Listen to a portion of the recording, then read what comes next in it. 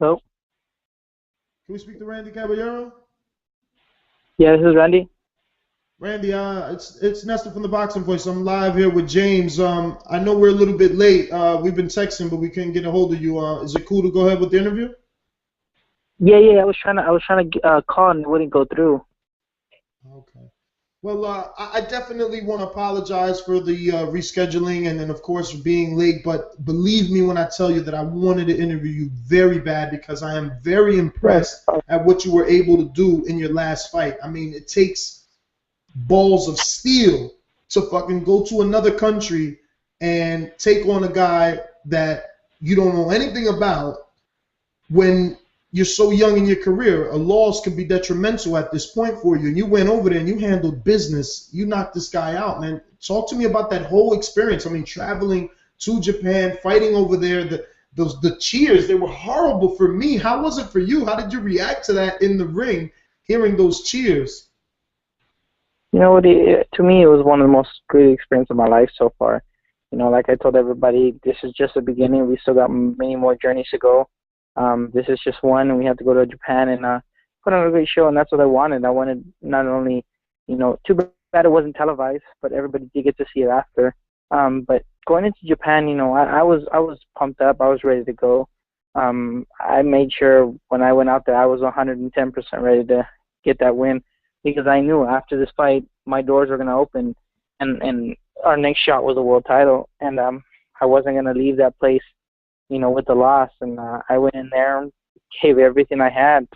And a lot of people didn't think I was gonna, beat the guy the way I did, being his record and stuff like that. But I was well trained.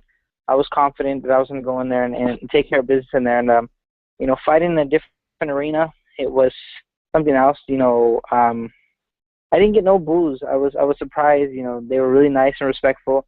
When they called my name, people were clapping. And then after my fight, I had people come up to me like crazy. Everybody was coming up to me telling me you're going to be a world champion. And it motivated me. It pumped me up. And, it felt good being there. When I walked out the ring, I felt like I was at my hometown, with all my fans there. And I know I built a bigger fan base going out there. It was like I said, it was the greatest experience of my life. Man, you looked really, really good and strong. If I had to complain about something, it would be that I felt you squared up a lot, and that's what I want to ask you. Um, were you doing that because there was no fear of what was coming back? Because he was hitting you with everything he had, but it wasn't. I didn't see you be affected. Did you feel any power, and were you worried of that, or is that the reason that you didn't mind squaring up? No, and my dad asked me the same thing. Everybody over there, like everybody that was in my corner, and people asked me the same question. Why do you do it? I did it my last fight when I went out to Miami. I've been doing it in the past couple fights. But I don't know how to explain it. I have that fighter mentality where I just want to get in and see what I can take. And I knew this guy didn't have nothing. The past couple guys, walking into the ring, I felt really strong. My body felt really big and strong. I knew these guys didn't have anything, so I stayed in there and wanted to bring the fight a little more exciting because I knew they couldn't hurt me, and I knew if I put the pressure, these guys are not going to handle it because my body shots are getting a lot stronger, and I'm starting to slow them down with those body shots.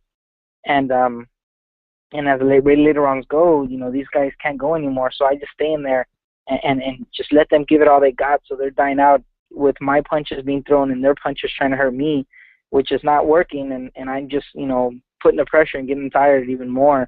But, I know it's dangerous and, probably not smart at times. But like I said, if I'm a smart fighter, if I know, someone's going to hurt me and they have power to hurt me, I'm not going to stay inside and get hit with dumb punches. I know how to move. I have great footwork. But, knowing that these guys can't do anything, I don't get hurt or anything. I just stay inside, put the pressure, and get them tired and just kill them after every round goes by. Now, James has always been, letting our listeners know how ready you were to go to the United Kingdom and take on Jamie McDonald. Like, why is this something that you feel so comes so easy to you? Like, why are you willing to travel internationally when most of the times fighters don't like doing that because you get bad decisions when you're overseas, whether a UK fighter's coming over here, or any, nationality for that matter, whether they're coming over here or you're going over there, you always get the feeling they're going to get robbed. I mean, we just seen it with Beltran versus Ricky Burns. Yeah, you know what? I just love traveling. I love exploring the world, seeing different things. When I went in amateurs, when I went to Istanbul, Turkey, it was a great experience for myself. Fighting people from a different country, being out there, seeing their culture and everything. It was amazing. I love traveling, and when they called me and said, "Hey, you're going to England," I understood it. Saying this guy's ranked ahead of me. I have to go to his hometown and take care of business. And I was, my mind was set to head out to England. And then they came out and said, hey, you're going to Japan. That fight canceled. You're going to Japan. I kind of said, well, why are they sending me to Japan? And this guy's ranked lower than I am. And I thought about it. I said, you know what? There are a lot of fighters. There's a lot of fighters that have to go to different countries and pull off the win to make so you go somewhere in your career. And I thought about it and said, what, let's do it. And during training camp, my mind was set. I was ready to go. I told myself there's no one going to stop me. I want that world title. That's a dream for me right there, to get that world title. And I'm not going to let nobody stop me, whether it's someone from a different country or someone from my hometown. I won't let nobody take that away from me. And I'm going to keep fighting until I get that world title and keep going after that. But heading to a different country is nothing, man. When I went to Miami, which I know it's not a different country, but I kind of felt a little, my body wasn't there, maybe because I left the day before weigh-ins, which I didn't get time to adjust to the time difference and stuff like that, which is not really, it's not much, but traveling does get to you. And then I fought it through the fight and everything like that. But when I went to Japan, being there for that week ahead of time, really helped me. I enjoyed it out there. My body got used to it right when I got there and everything. So, being inside there, I didn't feel no jet lag or anything like that. And like I've always said, it don't matter what arena I fight in. Once you're in that ring, it's just you and that guy, nobody else. Not the fans, not my corner, not nobody. It's just you and that guy. So it doesn't matter where I fight around the world. It matters inside that ring how you feel, and that guy in front of you. That's it. Now, the thing is, you're signed to Golden Boy, so one would get the indication that they're not treating you well if they keep making you go overseas. How do you feel about them making you travel? I know that you don't mind it and that you take it as experience, and clearly you like it, but as the promoted guy by one of the biggest promoters in the world, I mean, does it bother you? And my final question is part two to that is, what do you know about Stuart Hall? And because clearly he's the guy you're going to have to fight for this title. You know what? Golden Boy has not done anything wrong to me through this whole time. I never thought of it that way, of thinking, why would they send me over there? I just thought of it as, some people have to make sacrifices in their career. If I have to head to a different country, I got to. Timothy Bradley from my hometown had to head to the UK to fight for a world title, and he did. It's just, I'm just hungry, man. I don't care. Like I said, I don't care where it's at. I'm just hungry for that world title, and I don't have nothing to say bad about, Golden Boy, because they've taken care of me, man. They've been nothing but nice to me, my family, and taking care of me. So, I don't know why they send us to different countries to fight, but I'll do whatever I got to do to win that world title. I'll go anywhere. Like I said, I'm gonna make my dream come true. And as for Stuart Hall, I'm not taking nothing away from him. He is the world champion. He has the title right now. But I told everybody, what, I think heading to Japan and fighting this guy, this was a title fight. Winner right here would have won the world title. I think, Kohei Oba is a tougher fighter than Stuart Hall from what I've seen before I went out there. I'm not going to take anything away from Stuart Hall. I'm not taking him for granted. Anything could happen in the sport. But like I said, I think, my mind is set that, Kohei Oba is a tougher guy than he was, being the record, being, he fought for world titles already.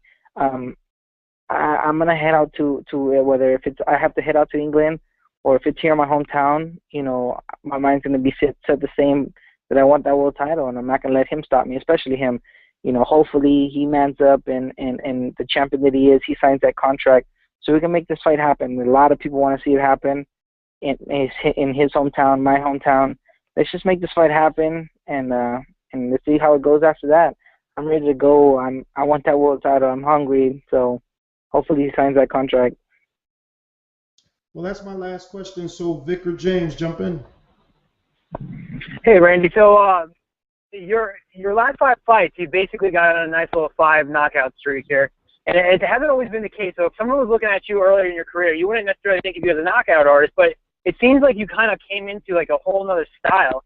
What do you attribute that most to? Is it more of a change in mentality in the ring, or is it something different that you're doing inside the gym that allows you to be so successful these last 5 fights, knocking people out with power, basically?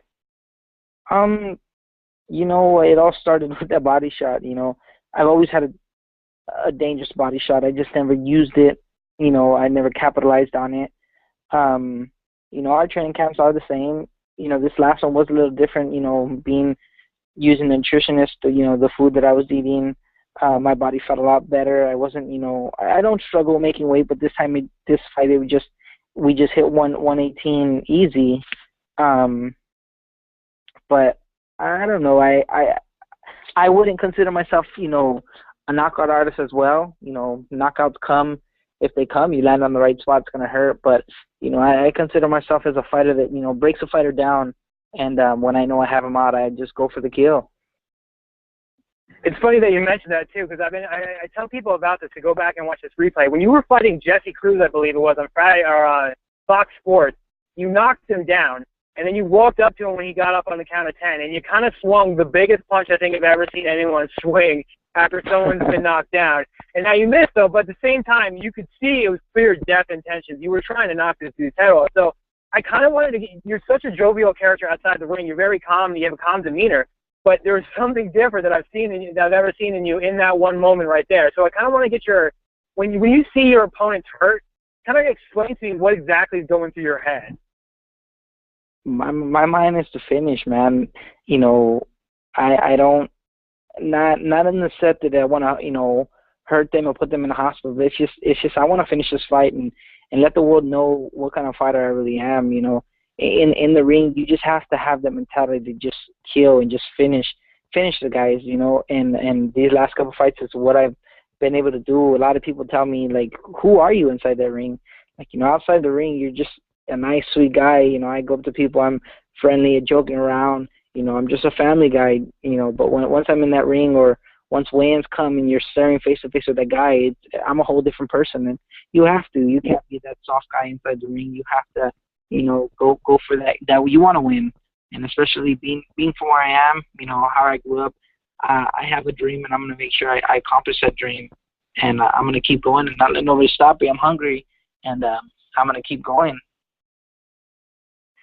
Now, I know that you said that you've been making 118 pretty easily here, but I know that in your past fights you've also moved up to super bantamweight. I think you fought Alexis Santiago, a few others. Has it been tempting to want to move up and weight a little bit sooner than you had been, knowing that above you at the Golden Boy stable, there's a lot more lucrative fights up there? So I'm basically fighters that would get your name out there should you get past them. You know what? As of right now, my plan. I told Golden Boy, you know, from the beginning, my dad, we've all had this mindset that, you know, in the beginning they were putting guys bigger than they thought. You know, I was fighting at 122, 126, which that wasn't my weight class. They were putting guys that were heavier than I was, and we kept telling them, like, why are you giving us these guys? Like, I'm a 118 fighter. I'm not supposed to be fighting at this weight class. And everybody's like, no, you're 122. And I was like, finally got the picture that I fight at 118. So we start getting these fights, and now that, you know, my name's getting out there at 118, I'm going to make sure I get a title at 118, defend it a couple times, see how it goes, and then go from there, jump to 122. 118's open, 122's open, 126 is where all the names are at. You know, I'm going to go slow. I'm not going to rush myself. You know, I'm not scared of anybody in this sport. But when the time's right, I'm ready to jump up and take on everybody at 122, and then 126 will keep going. Then my last question before I pass you over to Vic is, I know you said that Golden Boy's taking care of you pretty well, but a lot of the Golden Boy fighters, a lot of prospects like the Olympians are kind of overshadowing almost what you would have done should, like, had the Olympics not been a year or two ago. I mean, it could be possibly you being basically all over the Fox Sports card. So does it upset you at all that maybe you're not getting the attention that you kind of feel you deserve? And what do you think you could do to change that so everyone basically starts to know who you are? You know what? See, after this last fight, I told everybody when I got back. Well, I told everybody before I went over there, I'm gonna make sure everybody knows who I am going into Japan. And after that night, it went crazy. I've never seen so much people. You know, I never realized how much people were by my side. The social media went crazy. You know, everybody calling me, telling me congratulations. They stayed up to see my fight. You know, Richard Schaefer saying something in an article. This guy only talks about top name fighters, and to know that he mentioned my name in an article, the whole article was about me by him, and it was amazing. It felt good. It motivates me to see all these people talking about me. You know, I know after this fight, if I had went to the Olympics, you know, things happen. You know, what happened to my hand in amateurs. You know, me and my dad talked about like, let's just turn pro, Randy, and whatnot. Yeah. I hate to interrupt, but you're going in and out. I don't know if it's your phone or that you're not talking into the receiver, but can you try and do something there because you're going in and out. You still hear me good? Hello. You now you're good, man. Perfect you're right good. now. You sound perfect right now. Oh, okay. Like I said, you know, if it would have been me, you know, going to the Olympics, you know, I would have made sure I'd made noise that way. You know, those guys have everything handed to them. You know, they get their name out a lot easier because they're Olympians. But if I have to do it the hard way, you know, I know. To me, I'm getting taken care of. You know, they like me. You know, I talk to them nice. They treat me well. But if I have to do it the hard way and get my name out there that way, that's fine because I don't want nothing handed to me. I don't want people when I get to the top and them tell me, you know what, you had everything handed to you. You know, you never won that world title. It was handed to you. No, I don't want to be that kind of person. I want to be that person they said, man, he earned his spot there. You know, he fought from the bottom up. And I'm going to make sure people know who I am because of that. If that's the way it has to be, then, you know, I'll go get it that way. Thanks a lot, man. I'm going to pass you over to Vic. Vic, go ahead and take it away, brother. Randy, I'm just going to make this quick. We had John for a while. It's obvious that you don't shy away from going overseas, and you're going to have to probably go to the UK to fight Stuart Hall. Now, once you get that title, if you should win, does that mindset change? Mindset doesn't have. As you know, I'm the champ now. I don't have to go over there to fight you. You guys have to come here to fight me. Oh, definitely. You know what? It does make a big difference.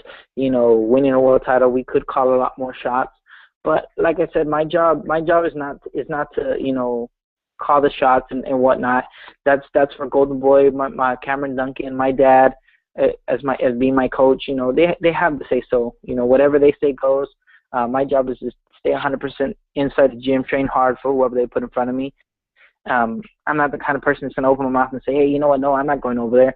And if I gotta go over there and fight, so be it. You know, people might say something wrong that, you know, hey, you shouldn't have to go. But, you know, I'm pretty sure they're going to do the right thing. And, you know, once we win that world title, you know, I've heard talks that it might be here, but we'll see what happens. Like I said, I don't care where I fight. I'll do whatever I got to do to get my name out there and let the world know who I am. Now, I don't mean to delve into your pocket and purses or anything like that, but was there a significance in pay in fighting in Japan than from normally fighting here? No, it was the same thing. Really? Interesting. Yeah, it was not. It was not a little more than what I would make here. You know, if I fought at Fantasy, a little more, but you know, it makes no difference. I know the money's gonna come. People think, you know, I'm a freaking, you know, I have money like crazy coming in because I'm with Golden Boy and stuff like that, but it doesn't work like that. You know what? I know how the boxing world works.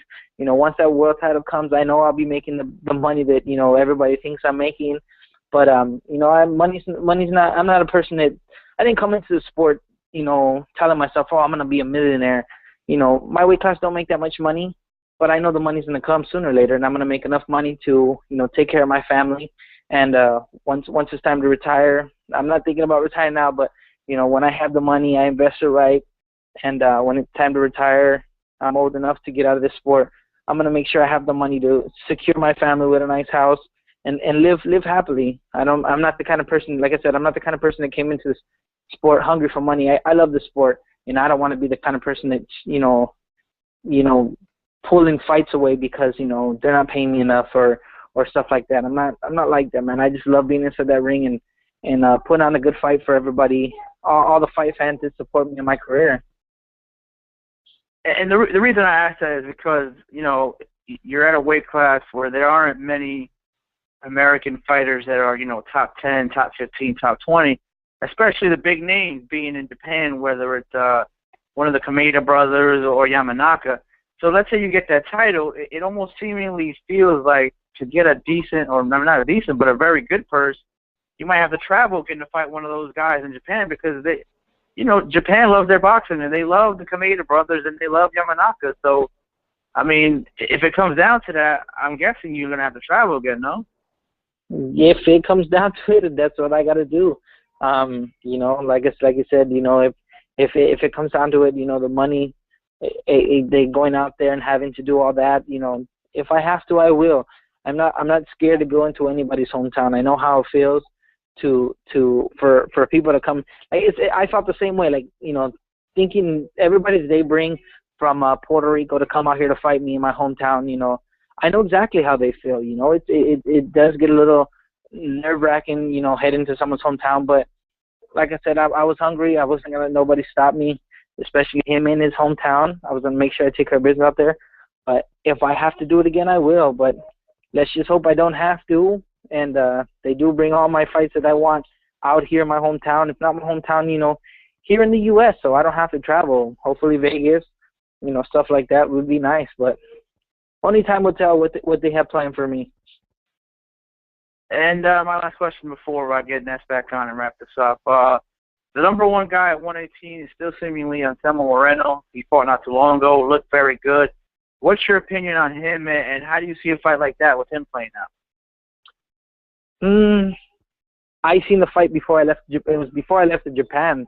Matter of fact, I was sitting, I do my training camp at my dad's house to stay there, and I was sitting in the living room and the fight was on. I wasn't impressed. I know what kind of fighter Anselmo is. I've seen him fight before.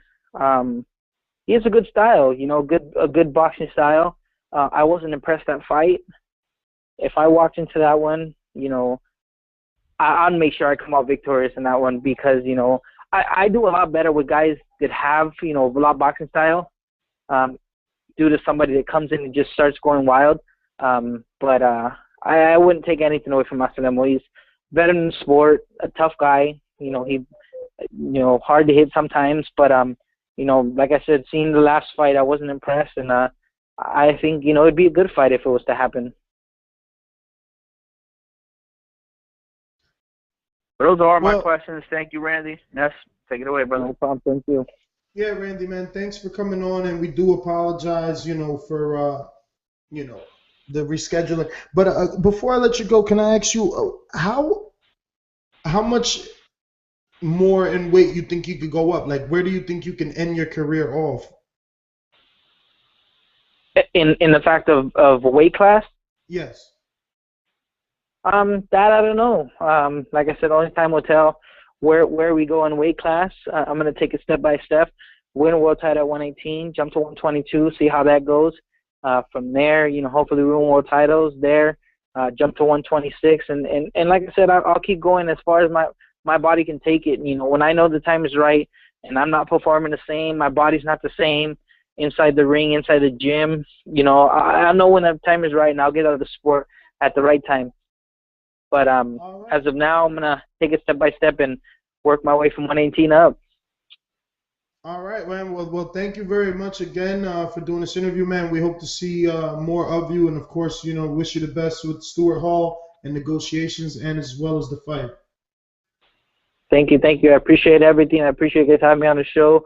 I'll be willing to do it anytime, just to let everybody know who I am. Thank you. I appreciate all the support from all my fans out there in Nicaragua, here in the Coachella Valley, around the world, and in England. I got a lot of fans who that's helped me out, get my name out there. appreciate it, and hopefully everybody keeps following me and knows and gets to know who I am in the sport. All right, Randy. Well, have a good night, brother. Thank you. You too.